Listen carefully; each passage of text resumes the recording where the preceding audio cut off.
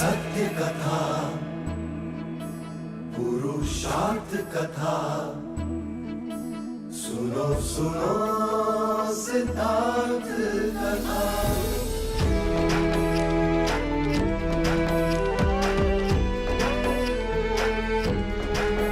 संसार में दुख का कारण क्या, संताप शोक का निवारण क्या। संसार में दुख का कारण क्या, संताप शोक का निवारण क्या। इस खोज में सब कुछ त्याग दिया, हर वैभव से वैराग लिया। वो सृष्टि से संयुक्त हुए, सिद्धार्थ से गौतम बुद्ध हुए।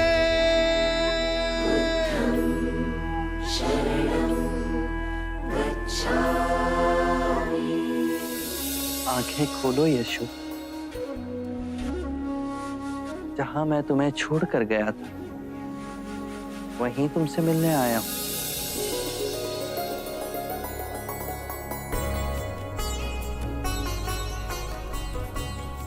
तुम्हें दिया हुआ वचन पूर्ण करने आया हूं। यशोधरा की व्यथा अब हमसे नहीं देखी जा रही।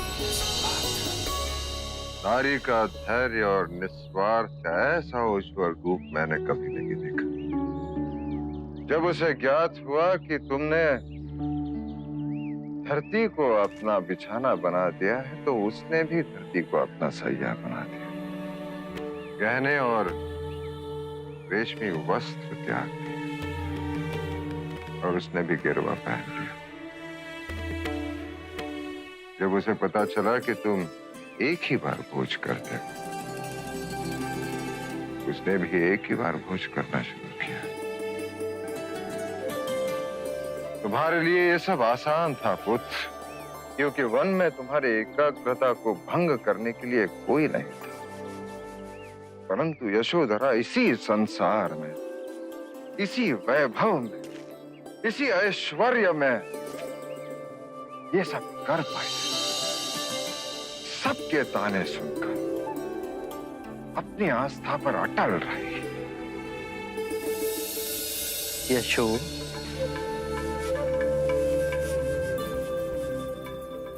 आप तो मुझे गोपा कहकर पुकारते थे। यशो का संबोधन तो पराया लगता है।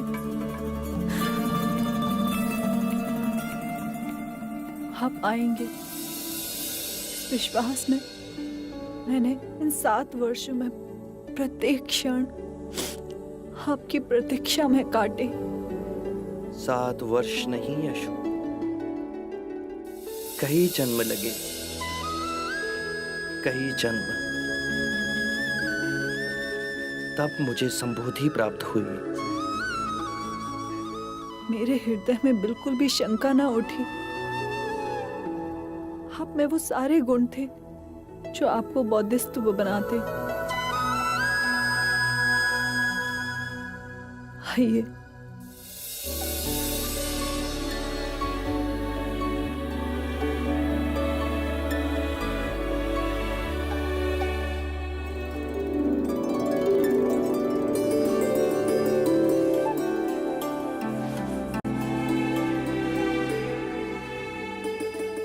एक प्रश्न जो मेरे हृदय में टीस बनकर बैठा है, क्या वो प्रश्न मैं आपसे कर सकती हूँ? तुम्हारे हर प्रश्न का उत्तर दूंगा मैं। आप केवल ये बताइए कि आपने इतना तप किया, मन में कष्ट भोगे, अपने को दुखाया, सताया, तो ये बताइए कि आप यहाँ इसी संसार में रहकर संबोधि का मार्ग नहीं पा सकते थे? मैं आपके मार्ग में बाधक नहीं बनती। यशो, नारी हर बंधनों के बीच रहकर भी मुक्ति पा लेती है, पर नारी हृदय और पुरुष हृदय के भेद को भी समझना होगा। आकाश से वर्षा तब तक नहीं होती जब तक सूर्य की उग्रता से जल भाप ना बन जाए। मुझे संसार से विमुख होना ही था, तब से इस शरीर को जलाना ही था, अपने अंतर की मारा को पराजित करना ही था, और अपने अंतर के मारा से संघर्ष केवल एकांत में ही हो सकता था। उसे पराजित करना मेरे जीवन और मरण का प्रश्न था, और अपने अंतर के मारा से मुक्ति पा मुझे संबोधि का मार्ग प्राप्त हुआ। ये परम ज्ञान अब केवल मेरा नहीं, जन जन का है।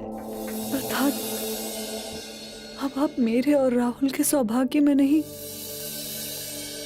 यशो, यदि तुम दोनों का ही दुख दूर करूं, तो इस संसार की असंख्य पीड़ित आत्माओं का क्या होगा? ये सारा संसार ही मेरा हो चला है।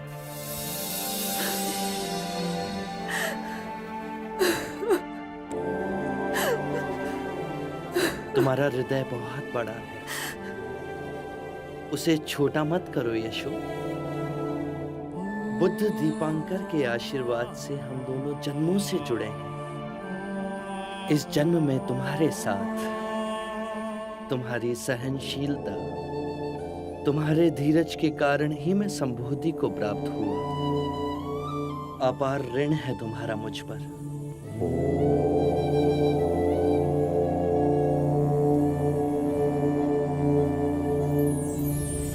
बुद्धं शरणं गच्छामि, धम्मं शरणं गच्छामि, संघं शरणं गच्छामि, बुद्धं शरणं गच्छामि।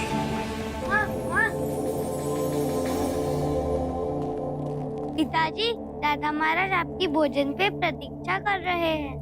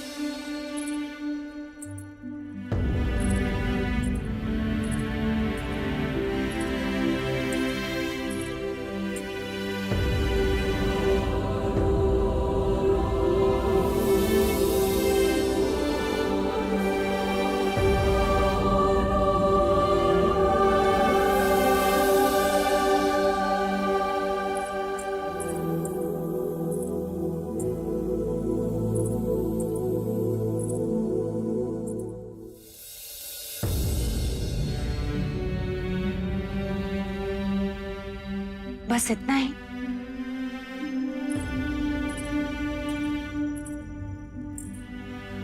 मिष्ठान नहीं लोगे? हाँ,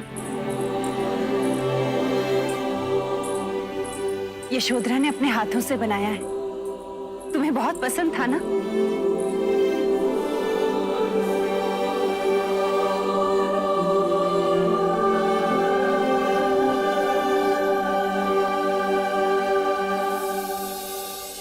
संन्यास मनुष्य से क्या क्या करवा देता है। किसी को तो अपनी सारी प्रिय वस्तुओं तक को त्याग।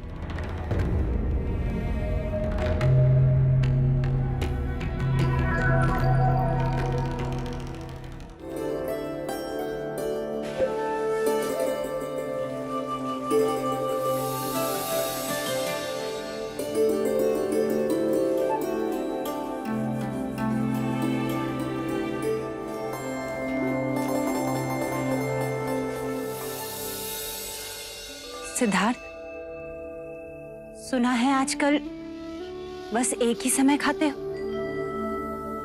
तुमने मिठाई भी ऐसे खाई जैसे भिक्षा।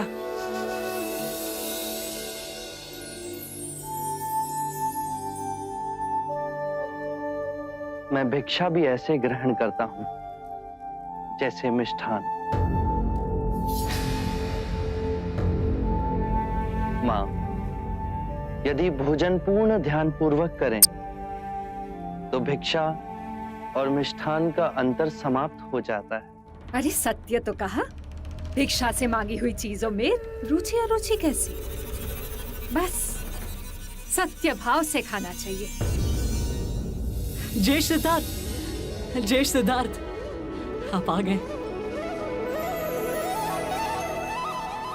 नंद, चरण स्पर्श करो। अभी केवल तुम्हारे ज्येष्ठ नहीं, बुद्ध भी है।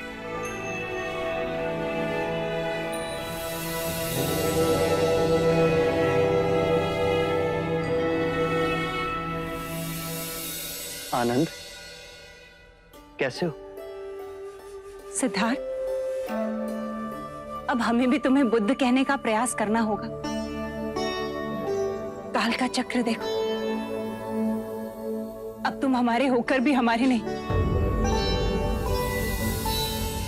मैं इस मार्ग पर चल सका, उसके लिए मैं इस परिवार की 3 स्त्रियों का बहुत आभारी हूं। मां, आपने कष्ट, त्याग सब किया।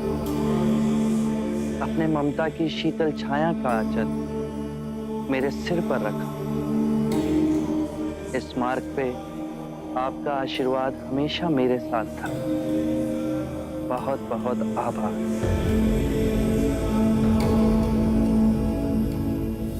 गोपा, तुमने भी अपना मोह और स्वार्थ नहीं देखा। मुझे सन्यास के मार्ग पे जाने की अनुमति दी।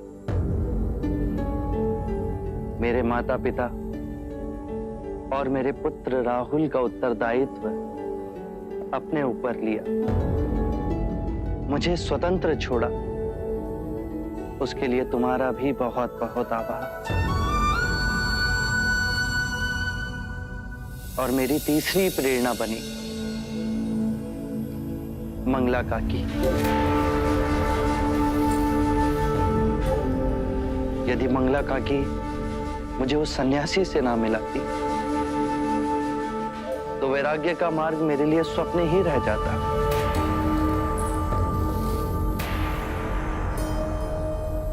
मंगला काकी ने मुझे वास्तविक संसार दिखाया, जो दुख और पीड़ा से भरा है। और उन्हीं के कारण मेरे हृदय में प्रश्न उठे, जिनका उत्तर खोजना मेरे जीवन का लक्ष्य बना।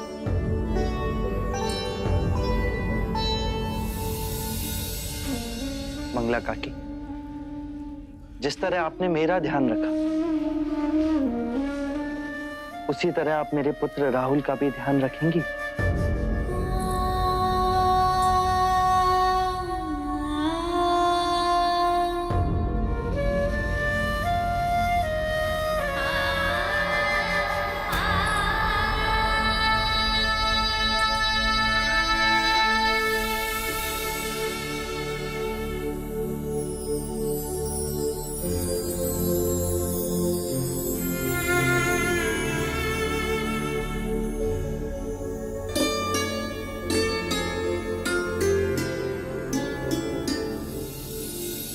अब आप सब मुझे आज्ञा दें। मुझे निगरोध वन की ओर प्रस्थान करना है।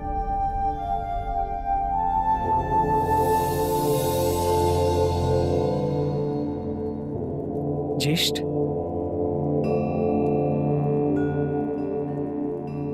क्या हम आपके साथ निगरोध वन में रह सकते हैं? आपने जो परम सत्य पाया, क्या आप हमें उसके दर्शन कराएंगे? अवश्य।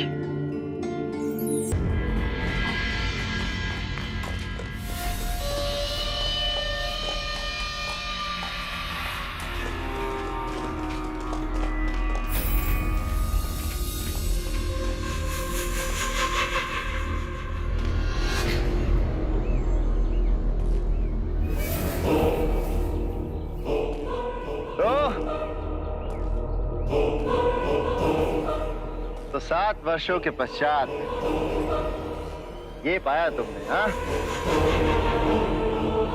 ये भिक्षा का झूला, खुरदरा वस्त्र, नग्न पांव और अपने जैसे भगोड़ों का साथ। वो का है? भिक्षाम देहि। देवदत्त, विवेक से बात करो। ये अब सिद्धार्थ नहीं रहे, ये बुद्ध है। इनके कोटि कोटि अनुयायी हैं, जो इनकी वाणी को 10 दिशाओं में फैला रहे हैं। ओह, अच्छा। तो बुद्ध जी, अपने ज्येष्ठ के एक प्रश्न का उत्तर दीजिए। 7 वर्षों तक आपने पाया क्या?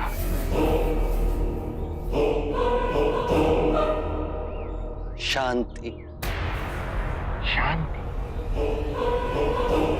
शांति की बात तो वो करते हैं जो तलवार की धार से इसे जीत नहीं सकते। तलवार से सारा जग जीत लिया, पर अपना मन नहीं जीत पाए, तो क्या जीता? तो तुमने क्या जीता? मैं जीतने नहीं, मैं तो हारने गया था। हारने? क्रोध हारा, लोभ हारा, ईर्ष्या हारी, वैमनस्य हारा। अब हारने को शेष बचा ही क्या था? तो परम शांति को उपलब्ध हुआ। अच्छा, तो तुम ये कहना चाहते हो कि तुमने शांति को पा लिया और मैं क्रोध को पाल रहा हूं, हाँ? ये तुम कह रहे हो, तुम्हारा अपना क्रोध ही तुम्हें पीड़ा देगा। मैं केवल विवाद कर रहा हूं। विवाद से ही हम क्रोधित होते हैं, परम सत्य का मार्ग छोड़ देते हैं और अपनी आत्म सुरक्षा के लिए प्रयास करते हैं। मैं क्रोध नहीं कर रहा। ये तो अत्यंत शुभ बात है। क्रोध करना अपनी हथेली पर गर्म कोयले को रखने के समान है, जो हम किसी दूसरे पर फेंकना चाहते हैं, पर इस क्रिया में हम स्वयं को ही हानि पहुंचाते हैं।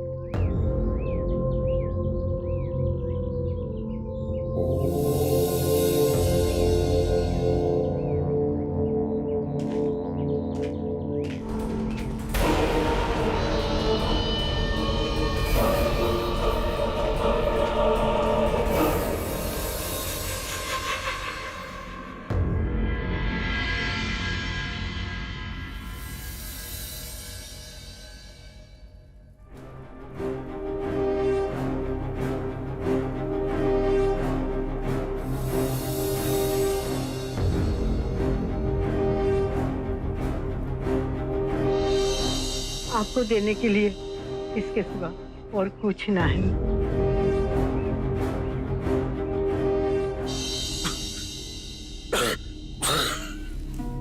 महाराज, देव,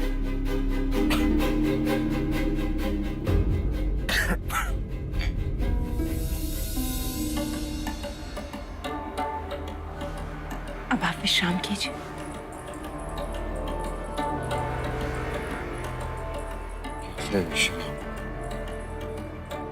निद्रा ही नहीं आ रही प्रजापति। जिस दिवस के प्रतीक्षा में इतनी रातें आंखों में काट दी,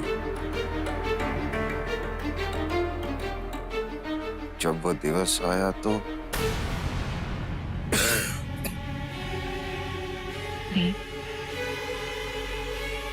मैंने सिद्धार्थ को जन्म नहीं दिया, किंतु उसने मुझे मां बनाकर धन्य कर दिया। आज मेरा पुत्र एक निर्धन के झोपड़ी में भिक्षा मांग रहा था, उसी राज्य में भिक्षा मांग रहा था जिस राज्य का वो सम्राट है, स्वामी है। परंतु उस भिक्षुक के चेहरे पे करोड़ों सूर्य का तेज नहीं देखा आपने? यही कार्य वो राजा बनकर भी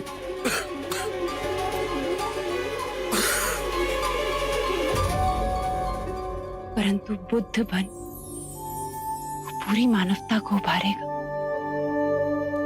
पूरे विश्व में उसकी कीर्ति होगी, वो कीर्ति जो उसे अजर अमर करेगी। आपका पुत्र आपके नाम को अमृतत्व करेगा।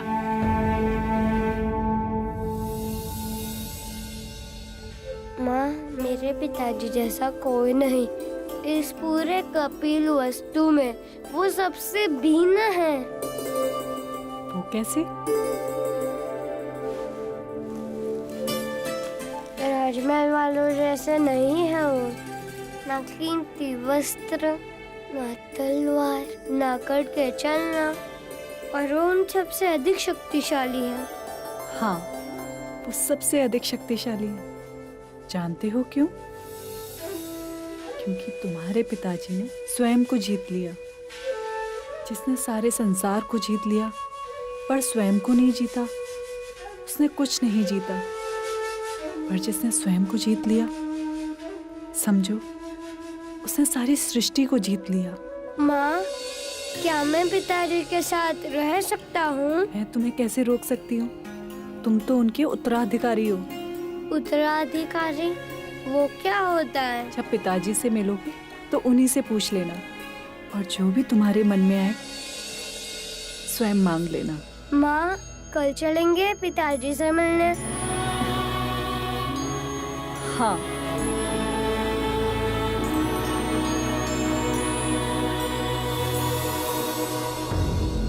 आज तक सिद्धार्थ को मैंने तिरस्कार और घृणा के सिवा कुछ भी नहीं दिया। जब भी चाहा उसका बुरा ही चाहा मैंने, सदैव बुरा चाहा। और आर्य आज उसी सिद्धार्थ ने सबके सामने मेरी तुलना प्रजापति और यशोधरा से की। आर्य,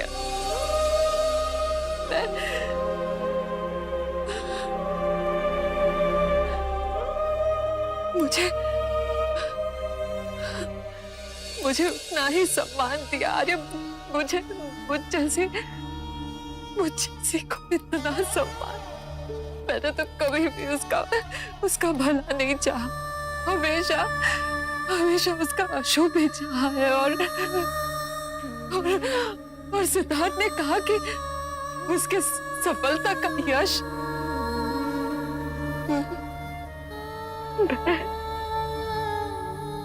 नहीं, आशिया नहीं,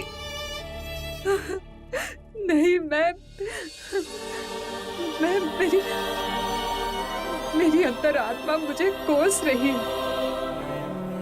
मैं क्या करूं आर्य? मैं घृणा और दुख से भर गया है मेरा मन।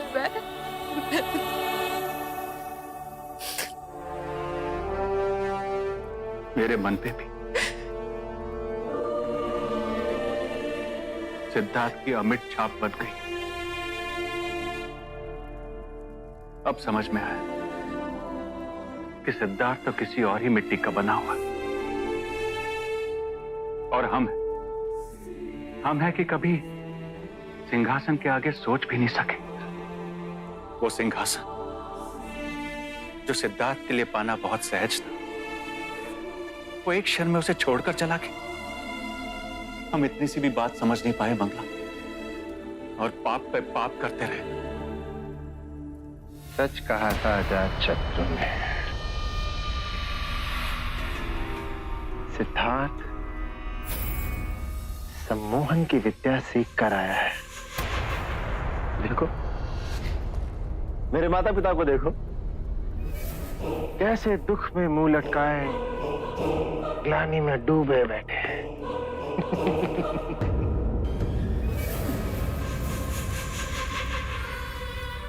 बबूल का पेड़ बोया है हमने, फल की अपेक्षा कैसे करें हम? कायर हैं आप लोग,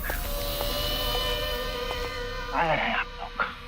जब सिद्धार्थ को जड़ से उखाड़ के फेंकने का समय आया है तो आप लोग शस्त्र डाल के बैठे हैं। पुत्र, तुम चाहो तो सिद्धार्थ से कुछ सीख सकते हैं। नहीं, मुझ पे उसका सम्मोहन नहीं चलेगा।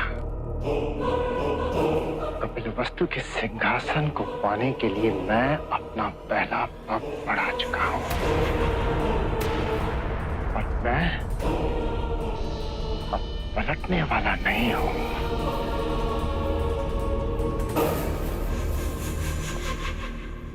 मेरी सेना वेश बदलकर अजात शत्रु की सहायता के लिए पहुंच चुकी है और अब अजात शत्रु मेरा ऋणी है और मैं जब जाऊं कपिल वस्तु के सिंहासन को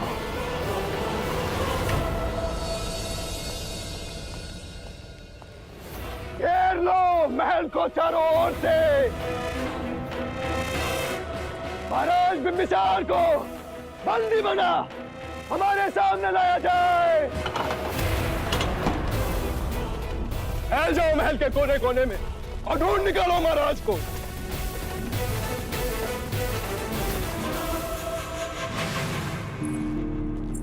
महाराज, मैं आपकी कब से प्रतीक्षा कर रही थी। आम्रपाली, मैं तुम्हें सचेत करने आया। अजात शत्रु ने मेरे विरुद्ध विद्रोह कर दिया। उसके सैनिक किसी भी समय मुझे ढूंढते हुए आ सकते हैं। महाराजा बिंबिसार इस दिशा में भी नहीं है। युवराज, महाराज इधर भी नहीं है। तुम हमारे पुत्र जीवों को लेकर यहाँ से तुरंत निकल जाओ। नहीं आम्रपाली, ये भावुक होने का समय नहीं है। मेरे गुप्तचरों ने मुझे सूचित किया है कि अजात शत्रु मुझे बंदी बनाकर अपने आप को मगध का राजा घोषित करेगा। लगता है महाराज पलायन कर गए। अर्थात महाराज को पहले से ही हमारे विद्रोह की सूचना थी। तख्ता पलट होते ही मैं उन्हें अपना बंदी बना लेता तो मेरी विजय निश्चित थी। चिंता न करें युवराज, मगध की सीमा पर हमारे ही लोग तैनात हैं। मेरे कुछ सेनापति और सैनिक भी मिले हुए। कपिल वस्तु जो सैनिकों की टुकड़ी गई थी वो भी उसके साथ है। महाराज भाग के कहां जाएंगे? जाओ मगध के कोने कोने में जाओ और हर उस जगह को खोज डालो जहां महाराज के छुपे होने की संभावना है। अजात शत्रु अपने शत्रु को पाताल से भी निकाल के लिए आएगा। मैं भी आपके साथ कारागृह चलूंगी पर आपका साथ नहीं छोड़ूंगी। आम्रपाली, ऐसा कोई प्रण मत करो। यदि अजात शत्रु यहाँ आ गया तो तुम्हें और हमारे पुत्र जीवक को जीवित नहीं छोड़ेगा। इसलिए जैसा मैं कहता हूँ वैसा ही करो। ऐसी अवस्था में आपको छोड़ के? आम्रपाली, तुम्हें मुझ पर विश्वास है? हमारे पक्ष में केवल एक बात है। अजात शत्रु ने इससे पहले तुम्हें कभी नहीं देखा। यदि वो इस महल में तुम्हें ढूंढते हुए आ भी गया तो तुम्हें कभी पहचान नहीं पाएगा। मेरे सैनिक तुम्हें सुरक्षित वैशाली पहुंचा देंगे। यदि आपके सैनिक मुझे सुरक्षित वैशाली पहुंचा सकते हैं तो आप क्यों नहीं चलते? वैशाली क्या, हम कहीं दूर चलेंगे। आखिर हम इस राजपाट से क्या लेना? प्रिय आम्रपाली, मैं मगध सम्राट बिंबिसार हूं। अब तक का जीवन मैंने शीश उठाकर जिया है।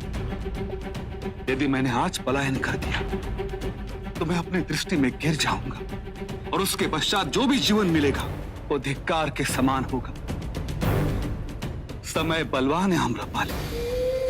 यदि ईश्वर ने चाहा तो हम फिर से मिलेंगे। मेरी बात मानो आम्रपाली, यहां से शीघ्र चली जाओ।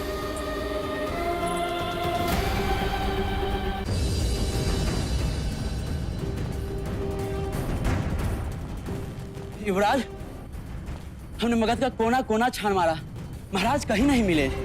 प्यासी थी मेरी तलवार महाराज के रक्त की। तुम महाराज कायर ही निकले। मेरा सामना तो करते। मगध नरेश बिंबिसार कायर नहीं है। पितृघात के प्यासे आंखें खोल और देख कौन आया है।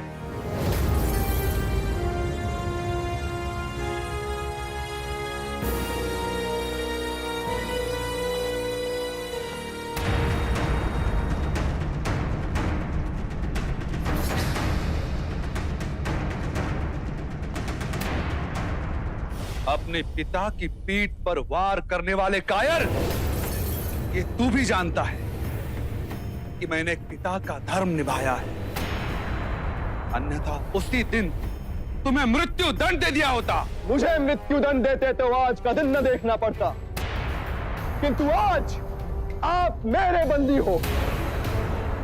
हाथ जोड़ के अपने जीवन की प्रार्थना करेंगे या शूरवीर होने का ढोंग करेंगे, ये निश्चय मैं आप पे छोड़ता हूं। अजात शत्रु, मुझे तुम पर दया आती। तुमने मुझे बंदी बनाया, मैं स्वयं चलकर तुम्हारे पास आया हूं।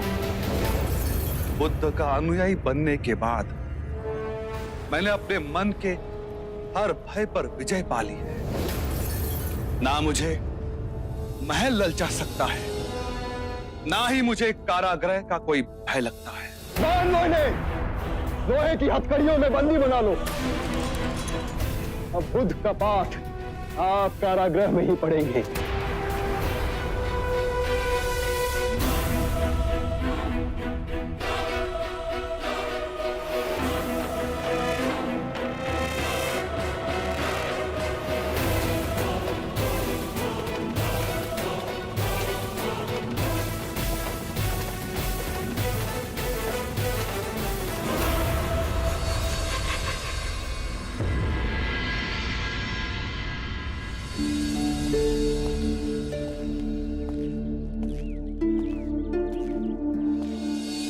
प्रणाम देवी, प्रणाम युवराज, आइए।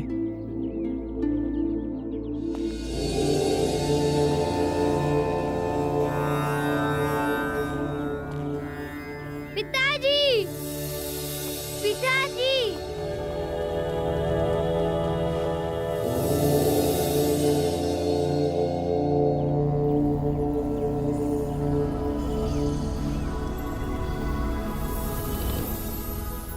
नंद और अन्यथा का कहाँ है पिताजी? अमात्य आज दीक्षा ले भिक्षुक बन रहे हैं। वो दोनों उसी प्रक्रिया को देखने गए। मैं भी देख सकता हूँ? आइए।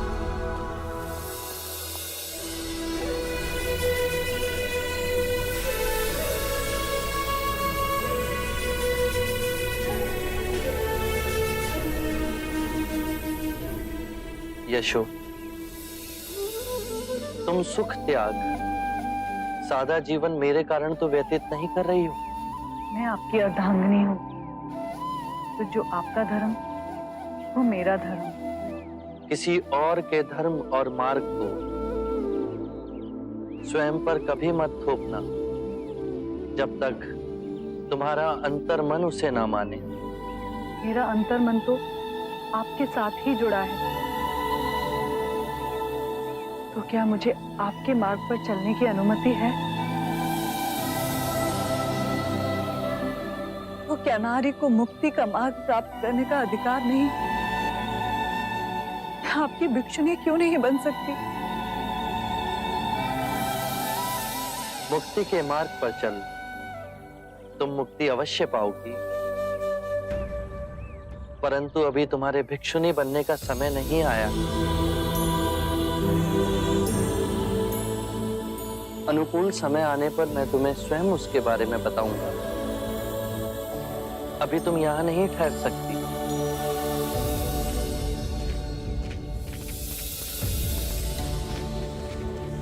क्या मैं आपके साथ रह सकता हूँ?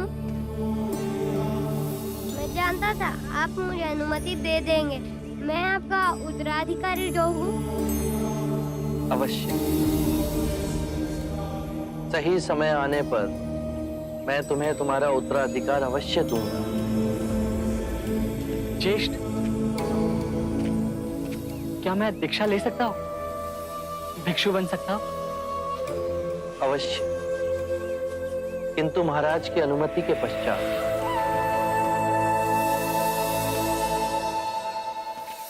नंद में संकल्प शक्ति का अभाव है, जो जीवन के किसी भी निर्णय को लेने के लिए आवश्यक है, चाहे वो राजा बने या भिक्षु।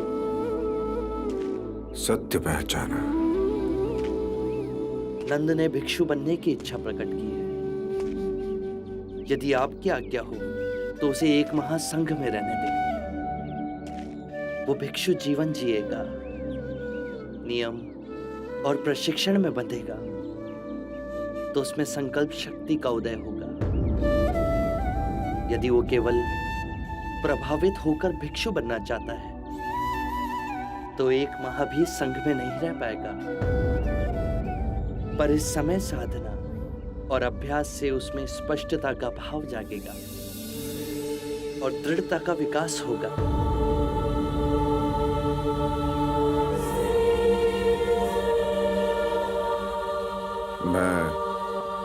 मैं तुम्हें अनुमति देता हूं। एक बात और पिताजी, मेरा यहां से प्रस्थान का समय हो गया। अगले सप्ताह मैं कौशल की ओर प्रस्थान करूंगा। पुत्र, अब व्यथित ना हूं पिताजी, मैं पुनः कपिलवस्तु लौट कर आऊंगा। एक अनुरोध है तुमसे पुत्र। सभी शाक्य राजा तुम्हें सुनने के लिए व्याकुल हैं। मैं आपसे बुद्ध से ये प्रार्थना करता हूं कि अपने ज्ञान का संबोधन करें। अवश्य। बुद्धं शरणं गच्छामि, धम्मं शरणं गच्छामि, धम्मं शरणं गच्छामि, संघं शरणं गच्छामि, संघं शरणं गच्छामि।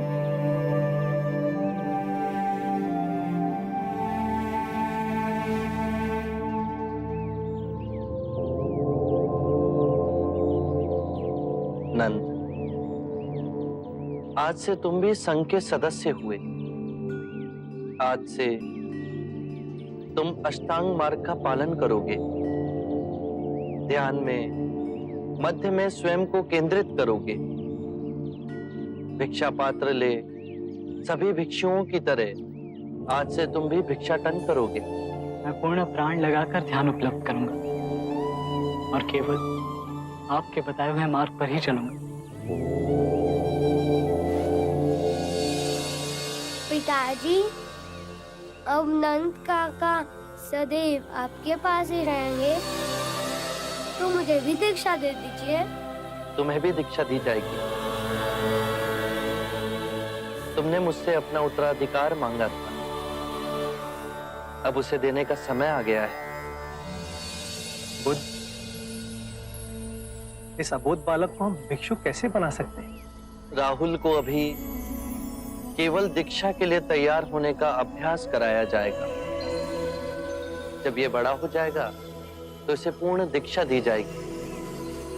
अभी केवल उसे नवदीक्षित की प्रतिज्ञा मात्र ही लेनी है। मैं राहुल को स्वयं नवदीक्षित की प्रतिज्ञा दूंगा।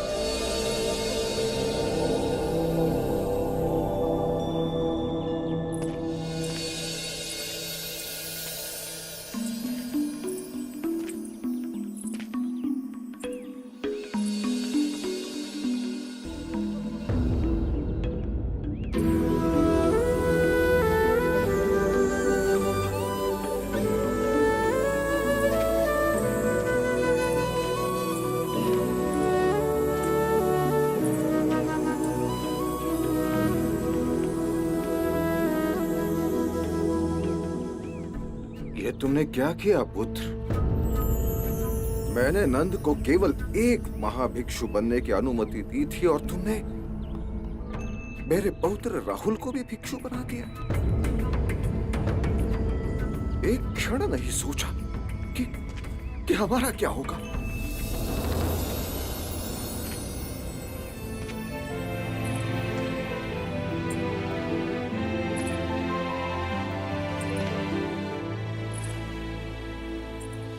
जब तुम सन्यासी बनकर घर त्याग कर चले गए मैंने अतः वेदना और कष्टों में दिन काटे। तुम तो सर्वज्ञानी हो। मेरे जैसे साधारण व्यक्ति का दुख तुम अवश्य भाप लोगे। मैं संसारिक हूं। मेरे लिए पिता, दादा, पौत्र सब रिश्तों का महत्व है। एक विनती है तुमसे, भविष्य में किसी अबोध को दीक्षा देने से पूर्व उनके प्रियजनों की आज्ञा अवश्य लेना। पिताश्री, जब राहुल ने मुझसे दीक्षा लेने का आग्रह किया तो मैं पिता होते हुए भी एक क्षण को विचलित नहीं हुआ। क्योंकि ये मार्ग तुम्हारा स्वयं चुना हुआ है। इस मार्ग पर केवल दो ही भूल हो सकती। एक, इस मार्ग को पूरा तय ना करना, और दूसरा, उसे आरंभ ही नहीं करना। परंतु राहुल ने अपना पहला पग तो रख ही दिया है। मेरा मार्ग कोई संगठन नहीं, मेरा मार्ग कोई सिद्धांत नहीं, मेरा मार्ग केवल स्वयं की अनुभूति है, स्वयं का अनुभव। परंतु तुम्हारी जीवन की अनुभूति हमसे विभिन्न कैसे? क्योंकि मेरी निद्रा टूट गई। मैं अपने जीवन को जागरूक होकर जी रहा हूं। मैं अपने जीवन को हर क्षण में केंद्रित हो उसके चमत्कारों को देख रहा हूं। मेरे अंदर में ना तो कोई पिपासा है, ना ही कोई भय। तुम मुक्त हो, स्वच्छंद हो। पिताश्री, जीवन की इस पीड़ा और दुख से मुक्ति का मार्ग जिसे मैंने खोजा है, इससे मेरे ही परिवारजन अछूते रह जाएं। यदि राहुल और नंद इस पथ पर चलेंगे, इसका अभ्यास करेंगे, तो परम ज्ञान का अनुभव स्वयं करेंगे। और यही परम ज्ञान मेरा उत्तराधिकार है, जिसे मैं बिना भेदभाव के सबको दूंगा।